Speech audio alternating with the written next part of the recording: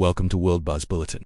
President Donald Trump has issued a stark ultimatum to the Iranian government as nationwide unrest enters its sixth day, warning that the United States is locked and loaded to intervene if Tehran uses lethal force against peaceful demonstrators. The message, delivered via social media early Friday morning, marks the most significant escalation in U.S.-Iran tensions since the joint U.S.-Israeli strikes on Iranian nuclear facilities last June. If Iran shoots and violently kills peaceful protesters, which is their custom, the United States of America will come to their rescue, the president wrote. While he did not provide specific details on what a rescue would entail, analysts suggest the phrase locked and loaded signals that military options are operationally prepared. The warning follows reports of at least 8 deaths, including protesters and security personnel, as demonstrations over a collapsing currency and 50% inflation spread to more than 100 locations across 22 provinces. The response from Tehran has been swift and defiant. Senior Iranian officials have characterized the president's comments as reckless adventurism and a violation of international law. Ali Larijani, secretary of Iran's Supreme National Security Council,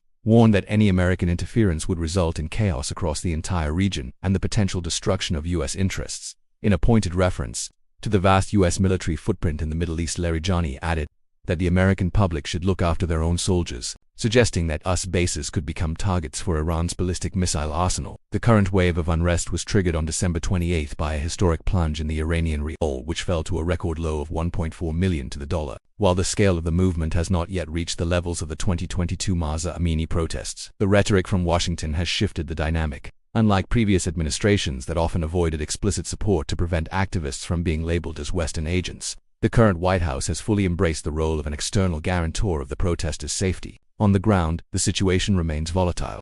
In the Lorestan province, clashes in the city of Azna have left at least 3 dead, with witnesses describing the streets as a battlefield. Despite the government declaring a public holiday to clear the streets and the deployment of the paramilitary Basij force, crowds have continued to gather, moving beyond economic grievances to chant slogans against the theocracy. With both Washington and Tehran now drawing red lines, the coming days will determine if the internal crisis evolves into a direct international confrontation. Thank you for watching World Buzz Bulletin.